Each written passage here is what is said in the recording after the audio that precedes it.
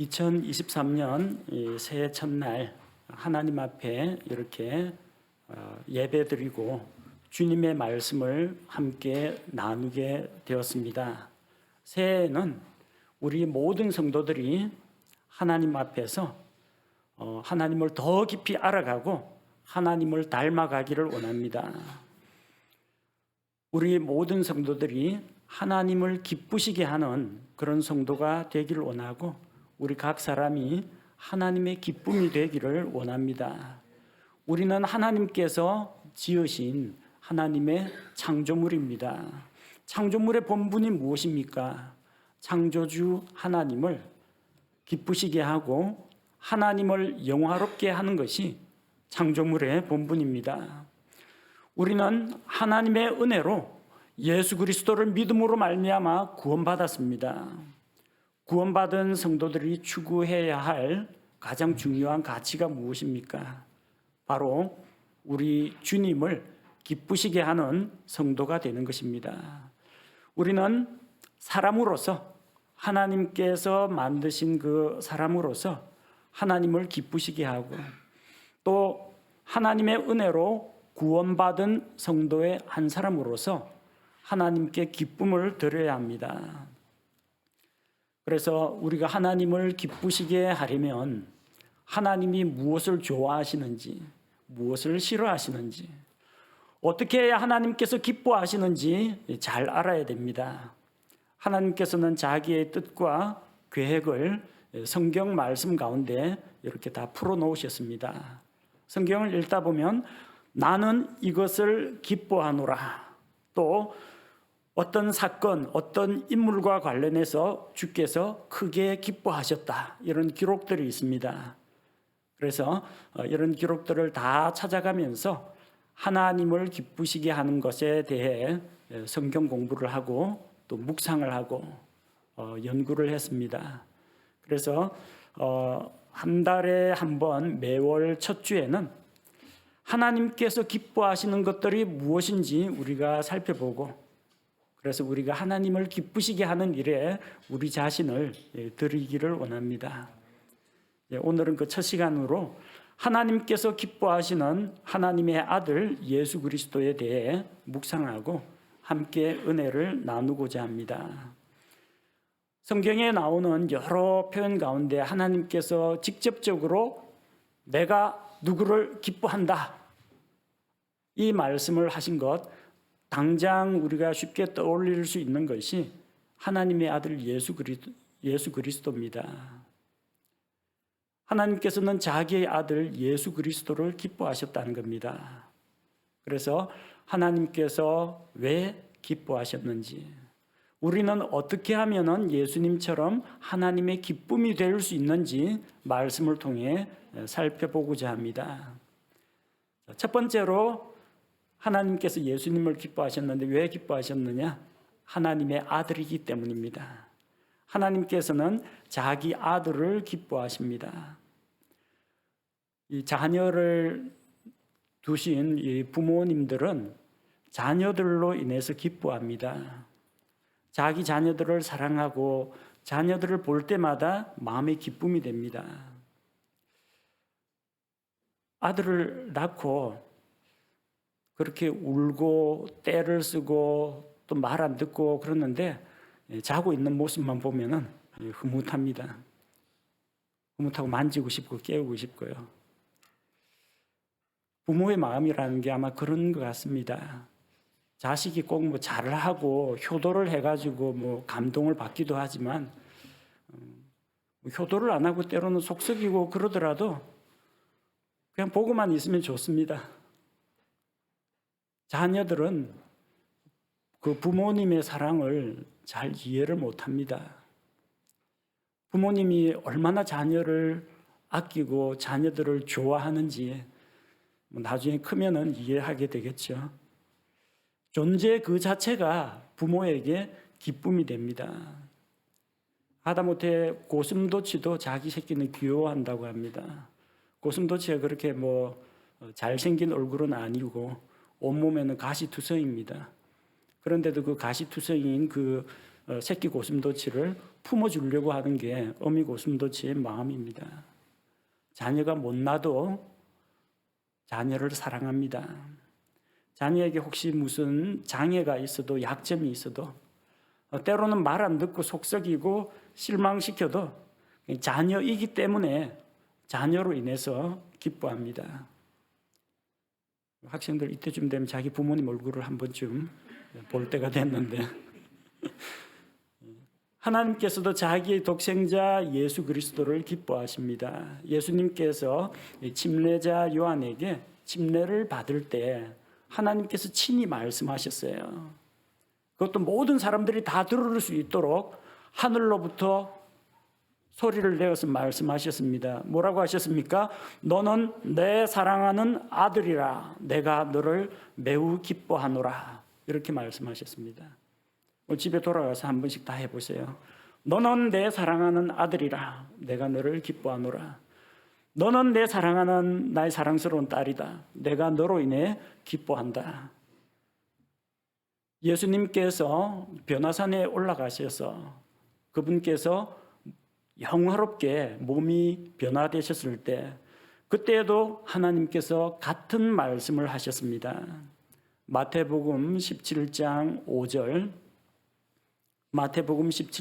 5절 말씀을 보니까 그가 아직 말할 때 보라 빛나는 구름이 그들을 덮더니 보라 그 구름 속에서 한 음성이 나서 이르시되 이 사람은 내 사랑하는 아들이라 내가 그를 매우 기뻐하노니 너희는 그의 말을 들으라 하시므로 하나님께서 예수님을 기뻐하십니다. 왜 기뻐하세요? 자기의 독생자 아들이기 때문입니다.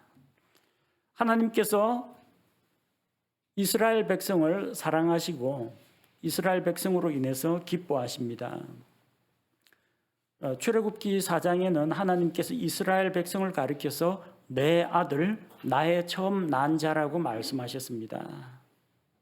신명기 1장 31절 말씀을 보면 신명기 1장 31절 광야에서 내가 보았거니와 사람이 자기 아들을 안듯이 주 내 하나님께서 너희가 걸은 모든 길에서 너를 안으사 너희가 이곳까지 이르게 하셨느니라 하였으나 하나님께서 이집트 땅에서 나온 자기 백성 이스라엘을 아버지가 아들을 품에 안는 것 같이 그렇게 품에 안고 광야를 지나서 마침내 요르단강 동쪽까지 이르렀다는 겁니다.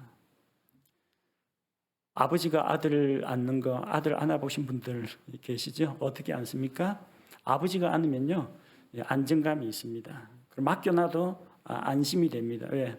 든든하거든요. 힘이 있거든요. 아들을 보호하고 지킬 수 있기 때문에 아버지의 품에 안긴 그 아들처럼 이스라엘은 안전하게 하나님의 보호를 받으며 홍해를 지나고 광야를 통과했습니다.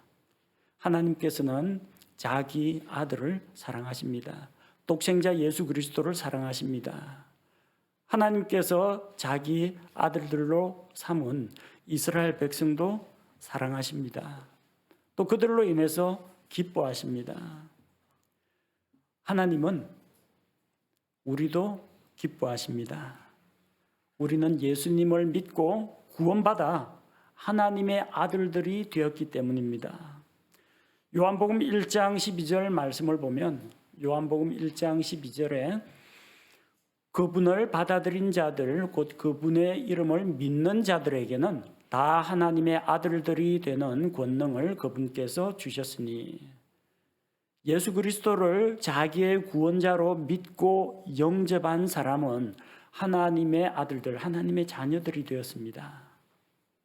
하나님은 자기 아들들을 사랑하시고 자기 아들을 기뻐하신다고 했죠. 예수 그리스도가 그렇고 이스라엘 백성도 그렇고 구원받은 우리 신약교회 성도들이 바로 그와 같습니다. 우리는 하나님의 아들들, 하나님의 자녀들로서 하나님께 기쁨이 됩니다. 하나님께서 내가 너를 기뻐하노라 하신 이 말씀이 바로 이 자리에 있는 그리고 지금 이 시간 우리와 함께 예배를 드리고 있는 우리 모든 구원받은 성도들에게 하시는 말씀이라는 겁니다. 하나님은 우리의 아버지십니다. 아버지 하나님께서는 그분의 자녀가 된 바로 우리를 사랑하시고 우리로 인해 기뻐하시고 우리로 인해 기쁨을 이기지 못하여 하시며 즐겁게 노래를 부르시며 기뻐하십니다. 우리는 하나님께서 기뻐하시는 자들입니다. 두 번째로 생각해 볼 문제가 있습니다. 아들이면 다 사랑받고 아들이면 다 하나님께 기쁨이 됩니다. 하나님의 자녀는 특별한 이유가 없어도 존재 그 자체만으로도 하나님께 기쁨이 됩니다. 그런데 하나님께서 또 특별히 또 기뻐하시는 게 있어요. 하나님께서는 순종하는 자를 기뻐하십니다. 하나님께서는 세상에 있는 죄인들을 사랑하셨습니다. 그리고 그들을 구원할 계획을 세우셨습니다. 세상에 있는 죄인들을 위해서 아무 죄 없는 한 사람이 사람들의 죄를 대신하여 피 흘리고 죽도록 계획을 세웠습니다. 하나님은 죄가 없습니다. 하늘에 있는 천사도 범죄하지 않은 천사들은 죄가 없습니다. 천사는 죽지 않습니다. 천사는 피를 흘리지 않습니다. 그러면 어떻게 하면은 이 사람들을 위해서 아무 죄 없는 존재로서 대신하여 그 죄를 담당하고 피를 흘리고 죽을 수가 있을까? 누가 갈 것인가? 아들 하나님께서 이 일을 하셨습니다. 예수님께서는 하나님 아버지의 뜻을 따라 하나님의 뜻을 이루기 위해 이 세상에 오셨습니다. 하나님께서 짐승의 번제 희생물을 기뻐하지 아니하신다 할 때 내가 여기 있습니다. 내가 주의 뜻 행하기를 기뻐합니다. 하나님께서는 예수 그리스도께서 이 세상에 사람의 몸으로 오셔서 사람과 같이 되시고 또 사람들이 겪어야 하는 모든 시험과 슬픔과 질고를 예수님이 친히 겪고 죄 없으신 예수님께서 십자가에 달려 죽는 것을 기쁘게 받으셨습니다. 아들 예수님께서는 아버지의 하나님의 뜻을 따라서 저 높은 하늘의 영광스러운 왕좌를 떠나서 낮고 비천한 이 세상에 내려오셨습니다. 예수님께서는 낮고 천한 사람의 몸을 입으시고 창조주 하나님께서 창조물인 사람과 같이 되셨고 자기를 낮추시고 죽기까지 곧 십자가에서 피 흘려 죽기까지 하나님의 뜻에 순종하셨습니다. 빌립보서 2장 7절과 8절은 예수 그리스도의 낮아지심, 자기를 비우시고 내려놓으심에 대해서 다음과 같이 기록하고 있습니다. 빌립보서 2장 7절과 8절 스스로 무명한 자가 되사 자기 위에 종의 형체를 취하시고 사람들의 모습이 되셨으며 사람의 모양으로 나타나사 자기를 낮추시고 죽기까지 순종하셨으니 곧 십자가의 죽음이라. 하나님께서는 예수님의 순종을 기쁘게 받으셨습니다. 예수님께서는 하나님께 순종하여 십자가에서 고난당하고 피 흘리고 죽는 것을 기꺼이 받아들이셨습니다. 그렇게 하심으로 예수님은 그분을 믿고 의지하는 자들에게 구원자가 되신 것입니다. 히브리서 5장 8절과 9절 히브리서 5장 8절과 9절은 순종하는 아들로서의 예수님을 보여주고 있습니다. 히브리서 5장 8절 9절 그분께서 아들이실지라도 친히 고난받으신 일들로 말미암아 순종하기를 배우사 완전하게 되셨으므로 자기에게 순종하는 모든 사람들에게 영원한 구원의 창시자가 되시고 예수님께서는 순종하기를 배우셨습니다. 순종을 실천하셨습니다. 오해 없이 읽으셔야 합니다. 순종하기를 배우사 완전하게 되셨다라고 했는데 예수님께서 원래 불완전하셨는데 하나님께 순종함으로 완전하게 되었다, 그런 의미가 아닙니다. 여기서 완전하게 되었다는 것은 사람들을 구원하는 구원의 창시자가 되기에 완전하셨다는 이야기입니다. 예수님께서 하늘 영광 떠나지 않고 저기 셋째 하늘에 그냥 가만히 머물러 계시면 삼위일체 하나님은 되실 수 있지만 구원자 하나님은 될 수가 없습니다. 예수님께서 아버지의 뜻에 순종하여 이 세상에 사람의 몸으로 오셨고 십자가를 지시고 십자가에 달려 피 흘려 죽으심으로 말미암아, 그렇게 하나님의 구원의 계획에 순종하심으로 말미암아 구원의 창시자가 되었고 완전한 구원자가 되셨다는 이야기입니다. 하나님께서는 이런 예수님을 크게 기뻐하셨습니다. 그래서 그분을 지극히 높여주시고 영화롭게 하셨습니다.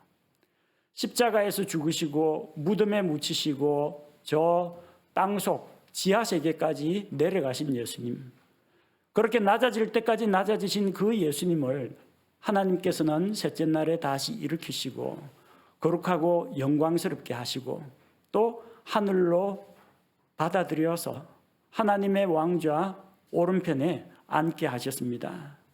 그래서 예수 그리스도에게 모든 이름 위에 뛰어난 이름을 주셨고 모든 무릎이 예수님 앞에 꿇게 하셨고 모든 혀가 예수님을 주로 시인하게 하셨습니다. 부모는 자녀들을 두루 사랑합니다. 이쁜 구석이 없더라도 그냥 내 새끼 하면서 사랑합니다.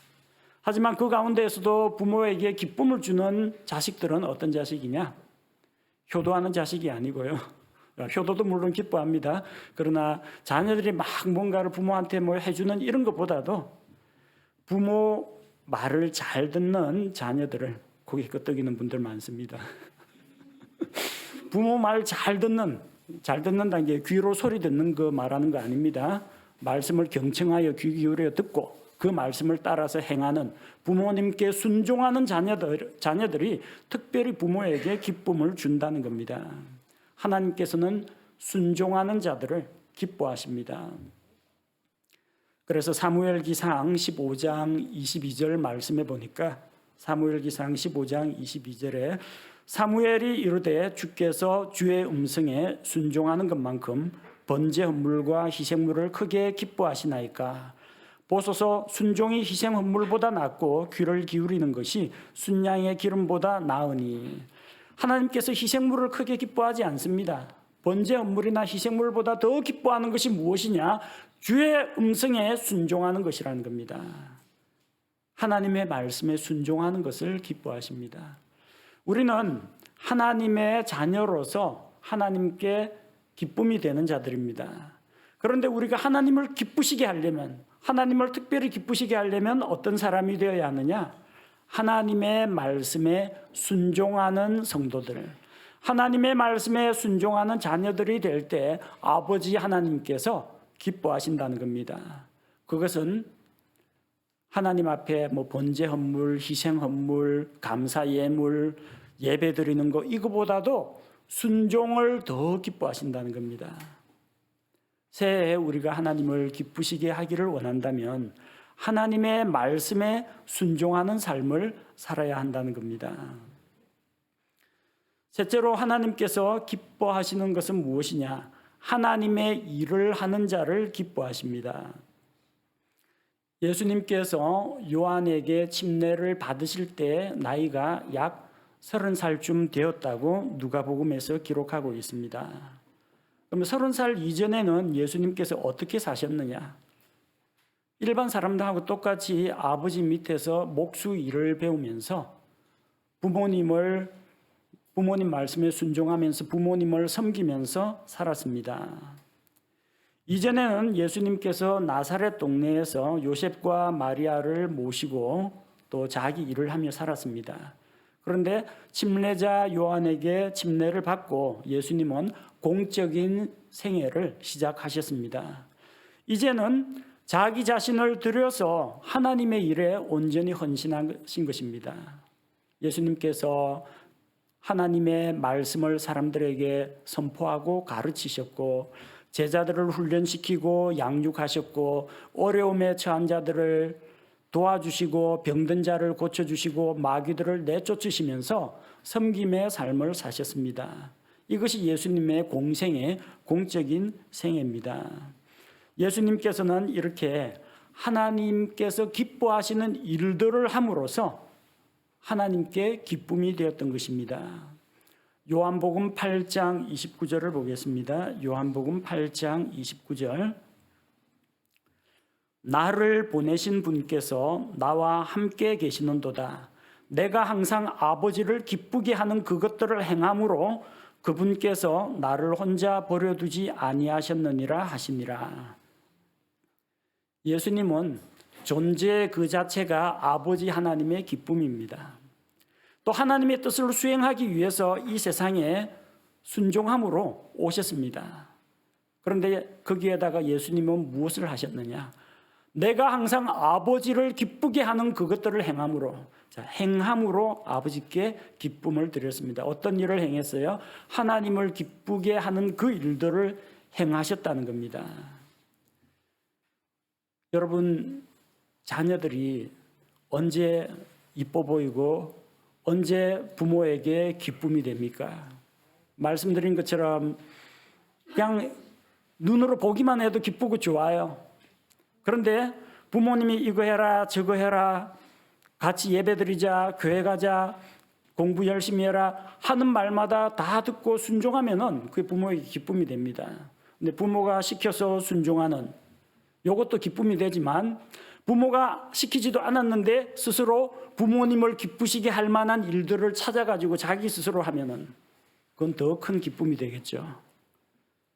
방 청소 좀 해라, 설거지 좀 해라, 시켜서 해가 네 알겠습니다. 순종하는 아들, 딸도 기쁨이 됩니다. 그런데 시키지도 않았는데 엄마는 여기 앉아서 쉬세요, 어깨 주물러 드리고 청소는 제가 할게요. 학생들 오늘부터 할 일이 좀 많아질 겁니다. 음식물 쓰레기는 제가 비울게요. 안 시켰는데 엄마 아빠가 기뻐하는 일을 골라서 하면은 이건 정말로 기쁨이 되는 겁니다. 시켜가지고 순종하는 그런 수동적인 거 말고 능동적으로 부모님을 기쁘시게 할 것이 무엇인가 알아서 찾아서 하면 이건 정말로 기쁨이 되는 겁니다. 우리 주 예수님께서 하나님께서 기뻐하시는 일들을 행하셨기 때문에 하나님께서는 그것을 기쁘게 받으신 겁니다. 부모를 기쁘게 하는 일이 있습니다. 어릴 때는 그냥 세상에 태어나 준 것만 해도 건강하게 안 아프고 잘 자라는 것만 해도 부모에게 기쁨이 됩니다. 어릴 때 뭘 기뻐합니까? 잘 먹고, 잘 싸고, 잘 자고, 그러면 기뻐합니다. 자, 20대 청년이 되었습니다. 잘 먹고, 잘 싸고, 잘 디비 자고, 기쁨이 됩니까? 속상해요. 짜증납니다. 어릴 때는 이게 뒤집기. 어릴 때는 배에 힘 줘가지고 딱 눕혀놓으면 뒤집고 볼볼볼 기어갑니다. 뒤집기하고 도리도리 짝짝꿍 하면은 참 귀엽고 부모가 기뻐합니다. 10살, 20살 됐는데 부모 앞에서 도리도리 짝짝꿍, 깍꿍, 뒤집기 속 터집니다. 부모를 기쁘시게 하는 게 어릴 때하고 성장했을 때 차이가 있다라는 이야기입니다. 옛날에는 엄마 이거 좋아하더니 요즘은 안 좋아하네. 그렇습니다. 어린아이가 어린아이다울 때 부모가 기뻐하고 좋아하는 거고, 어린아이가 이제 학생이 되고 성년이 되고 어른이 되어서 자기 몫을 감당하고 자기 할 일을 잘하면 그때 기뻐합니다. 성장하면 어린아이의 일을 버려야 합니다. 직장을 구해서 일을 하고 자기 생활을 자기가 알아서 잘 관리하고 어엿한 사회의 일원이 될 때 그때 부모에게 기쁨이 되는 겁니다. 우리가 영적으로 어릴 때는 그냥 꼬박꼬박 예배당 찾아오는 것만 해도 기특하고 하나님께서 대견하다 칭찬하십니다. 근데 계속해서 예배만 드리고 왔다 갔다 10년 신앙생활 했는데 교회 와서 예배 드리고 집에 갔다 예배 드리고 일주일에 한 번 왔다 갔다 이것만 하면은 아버지 하나님도 예배를 좋아하긴 하지만 일 좀 해라. 다른 사람하고 좀 교제 좀 해라. 전도 좀 해라. 영적으로 좀 성장해라. 성경 공부 좀 해라. 아버지 하나님께서도 아마 하실 말씀이 많을 겁니다. 영적으로 어릴 때는 그냥 뭐 설교 말씀 그냥 받아 먹고 예배 참석하고 찬양 부르고 이것만으로도 하나님께 넉넉한 기쁨이 되는데 여러분 신앙생활 한 지 뭐 4, 5년 되고 이제는 좀 성장해가지고 다른 사람을 세워주고 복음도 전해야 되는데 내 유아적인 그런 신앙생활을 하면은 하나님이 걱정이 됩니다. 저 녀석은 언제 성장하려나, 언제 변화받으려나. 우리가 영적으로 성장하면 성장할수록 하나님을 기쁘시게 하는 일들의 수준도 높아져야 한다는 겁니다. 언제까지나 하나님 앞에서 도리도리 짝짝꿍만 할 수는 없고 일을 해야 됩니다. 우리도 하나님의 일을 해야 합니다. 예수님께서도 하나님께서 기뻐하시는 그 일들을 하셨다고 합니다. 하나님의 일이 무엇입니까? 요한복음 6장 29절. 요한복음 6장 29절.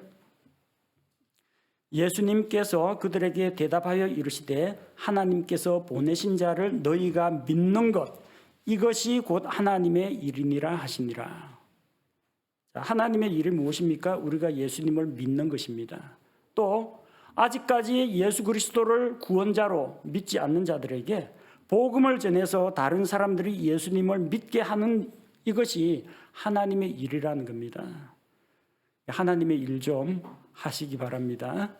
성경 말씀을 그대로 믿고 받아들이고 하나님의 말씀에 순종을 하고 또 성경을 읽으면서 나는 이것을 기뻐한다라고 하나님 말씀하시면 그런 일들 좀 골라서 하고 그 가운데 특별히 하나님을 믿고 다른 사람들이 하나님을 믿을 수 있도록 도와주는 일, 복음 전도하는 일들을 하면은 하나님께서 기뻐하신다는 겁니다.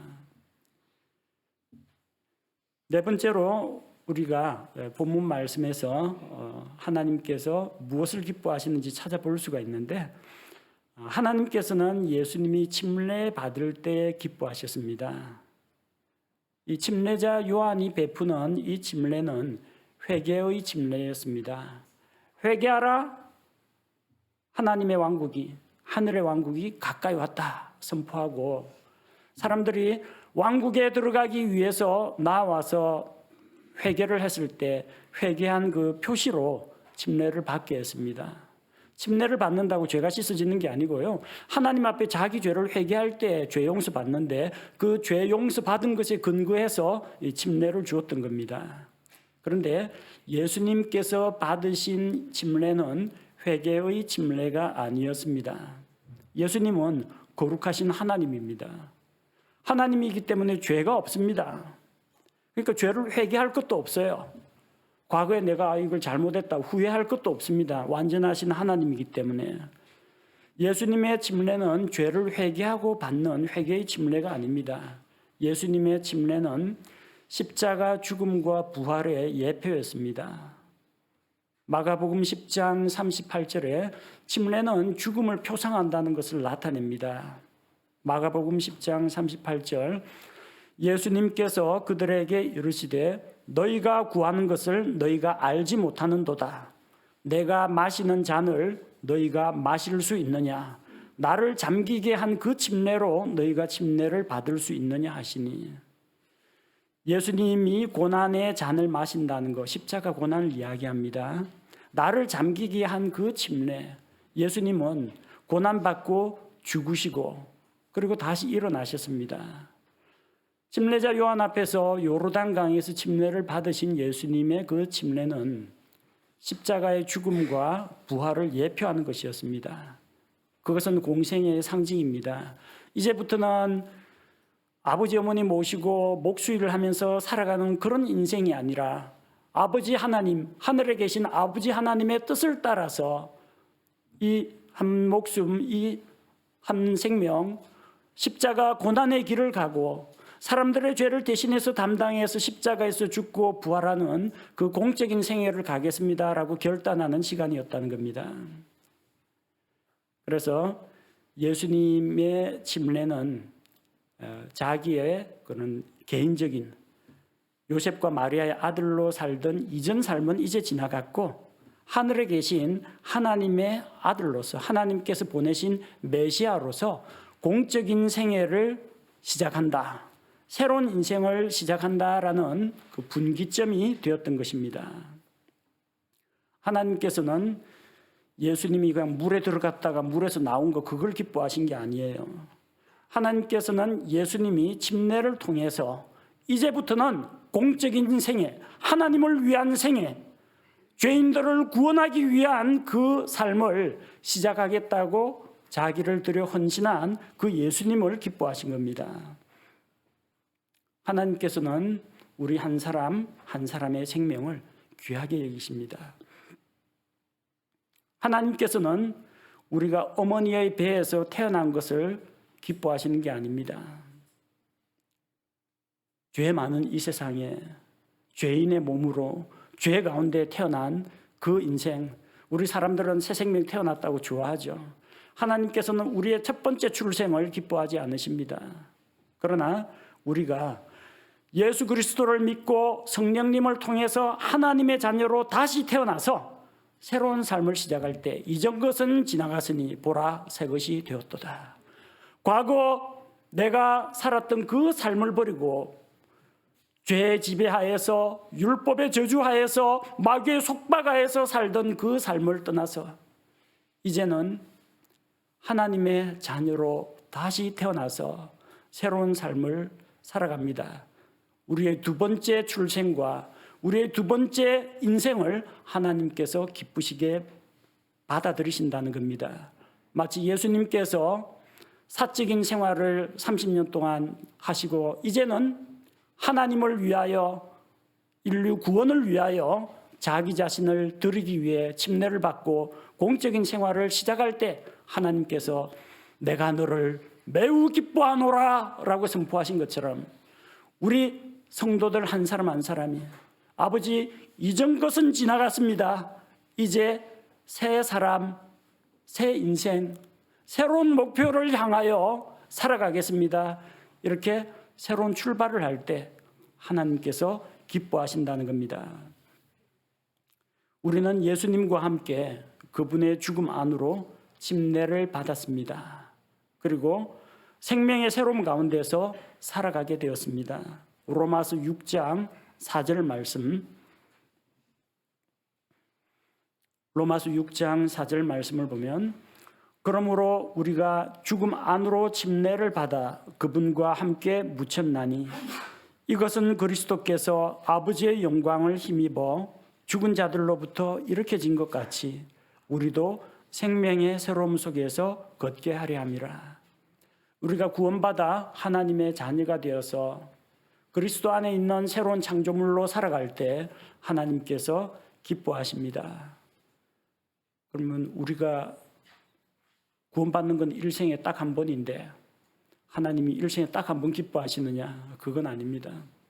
새로운 삶, 새로운 출발, 새로운 도전, 새로운 헌신, 하나님께서는 우리가 새롭게 시작하는 것을 기뻐하십니다. 2022년은 지나갔습니다. 2023년 새해, 새로운 한 해가 열렸습니다. 우리가 지나간 것들에 대해서 하나님께 회개할 것은 회개하고 감사할 것은 감사하고 2023년 새해 첫날을 맞이해서 하나님 이전 것은 지나갔으니 이제 이 한 해는 하나님 앞에서 새롭게 살아갑니다. 그렇게 할 때 하나님께서 기뻐하십니다. 그럼 1월 1일 날만 하나님께서 기뻐하시는 겁니까? 네. 1월 2일이 되거든 다시 한번 하나님 앞에서 결심을 새롭게 하십시오. 사도 바울이 고백한 것과 같이 나는 날마다 죽노라 그런 고백과 같이 오늘 이 하루도 어제는 지나갔으니 오늘 이 하루 하나님 앞에서 새로운 확신과 동기력을 가지고 새로운 결심으로 살아가겠습니다. 그렇게 출발할 때 내가 실패하여 넘어졌을 때 잘못을 저질렀을 때 하나님 예수 그리스도의 십자가의 보배로운 피로 나를 용서하시고 깨끗하게 하여 주옵소서. 그리고 실패를 딛고 자기가 저지른 잘못을 돌이키고 하나님 이제 또다시 예수 그리스도의 보혈의 권능을 의지하여 새롭게 출발하겠습니다. 지치지 않고 끊이지 않고 하나님 앞에서 날로 날로 새롭게 되면서 날마다 새로운 결심과 헌신 가운데서 우리가 살아갈 때 하나님께서 그런 아들을, 그런 성도들을 기뻐하신다는 것입니다. 하나님께서 우리 주 예수님 아들 하나님을 가리켜서 내가 너를 매우 기뻐하노라 말씀하셨습니다. 예수님은 하나님의 아들이시기 때문에, 또 예수님께서 하나님 아버지의 뜻에 전적으로 완전하게 순종하셨기 때문입니다. 예수님께서는 하나님께서 기뻐하시는 일들을 즐겨 행하셨기 때문입니다. 예수님께서 침례를 통해서 과거 인간적인 개인적인 삶을 내려놓고 복음을 위하여, 하나님의 구원 계획을 위하여 헌신하기로 결심하며 새로운 삶을 시작할 때 하나님께서 기뻐하셨습니다. 우리도 예수 그리스도와 같이 하나님의 기쁨이 되기를 원합니다. 한 해를 시작하면서 우리 자신을 돌아보는 시간을 갖기 바랍니다. 나는 하나님께서 기뻐하시는 사람인가? 나는 하나님께 기쁨을 드리고 있는가? 하나님의 자녀가 된 우리 성도들이 하나님께 기쁨을 드리는, 하나님을 기쁘시게 하는 성도들이 되기를 원합니다. 올 한 해 동안 우리는 하나님의 자녀가 된 것을 감사하면서 하나님의 말씀에 순종하고 하나님의 일을 합시다. 그리고 그리스도 안으로 침례를 받은 우리가 이전 것은 잊어버리고 앞에 있는 목표와 주님께서 보여주신 그 표대를 향하여 생명의 새로움 가운데에서 힘차게 날마다 새롭게 되어서 나아갑시다.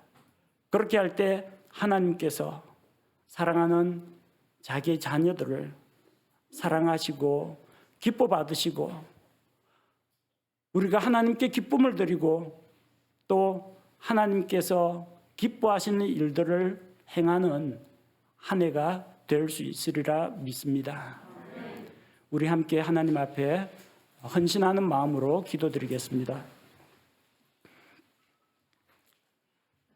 하나님 아버지, 사랑하는 자녀들을 돌아보시고 크게 기뻐하시는 하나님, 우리 모든 성도들 올 한 해도 하나님의 기쁨이 되기를 원합니다.